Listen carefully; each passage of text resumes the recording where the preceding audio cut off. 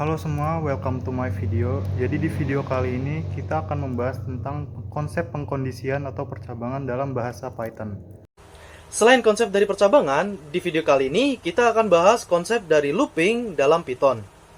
Tanpa berlama-lama, langsung saja ke videonya. Let's go! Oke, yang pertama, di sini kita mempunyai pernyataan if. Pernyataan if digunakan untuk menjalankan blok kode jika kondisi yang diberikan bernilai true. Jika kondisinya false, maka blok kode tersebut tidak dieksekusi.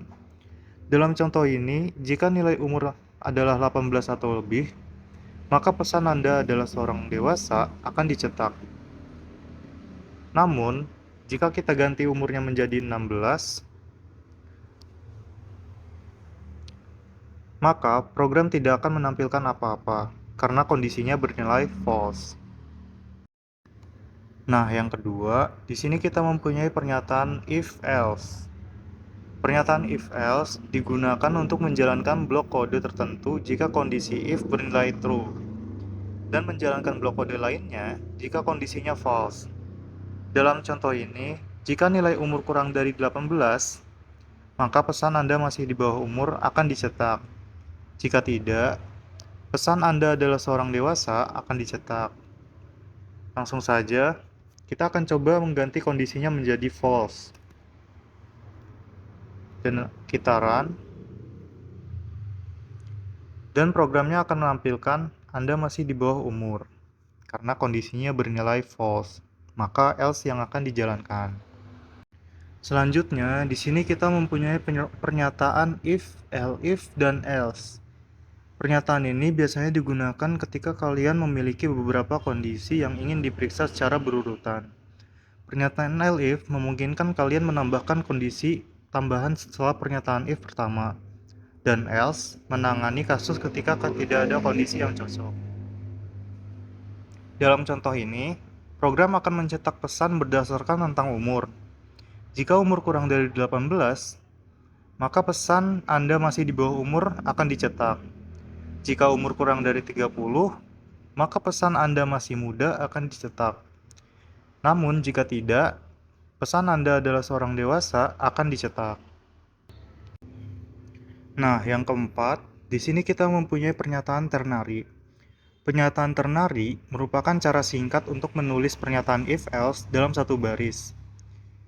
Dalam contoh ini, nilai status akan menjadi dewasa jika umur lebih besar atau sama dengan 18, dan bukan dewasa jika tidak. Nah, yang terakhir, kita mempunyai pernyataan nested if. Nested if adalah ketika kalian menempatkan satu pernyataan if di dalam pernyataan if lainnya. Ini digunakan untuk menguji kondisi yang lebih rumit. Dalam contoh ini, kita ingin menentukan apakah seorang siswa lulus ujian dan menetapkan nilai huruf berdasarkan nilai numerik yang diperoleh.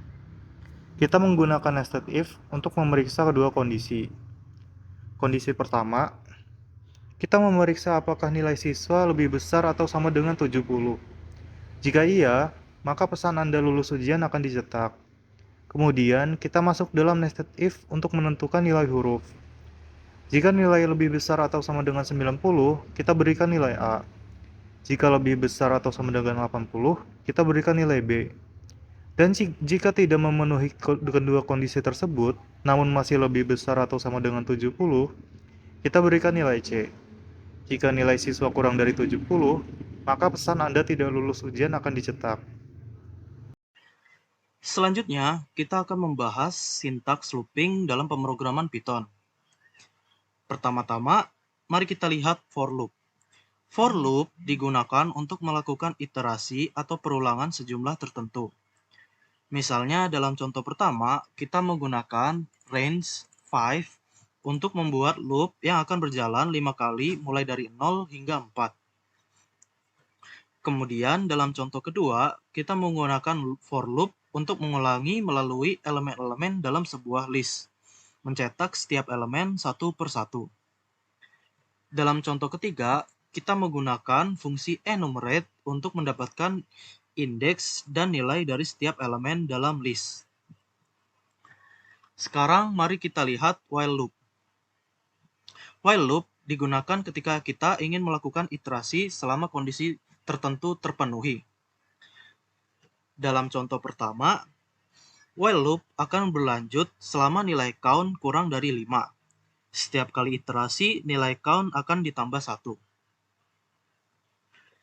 Dalam contoh kedua, kita menggunakan while loop dengan if else dan break statement untuk membuat loop yang akan berjalan sampai pengguna memilih untuk berhenti. Sekarang mari kita lihat output dari masing-masing contoh.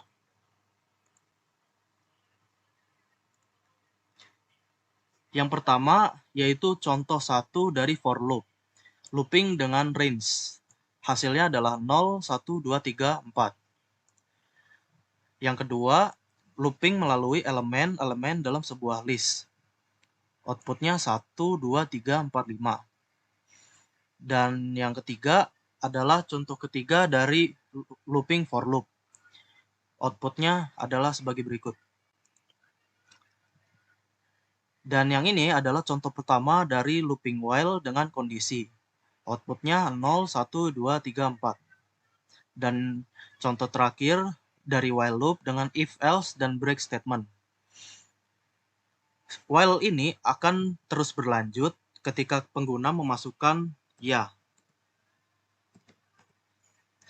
Ketika pengguna memasukkan tidak, maka while loop akan berhenti dan selesai.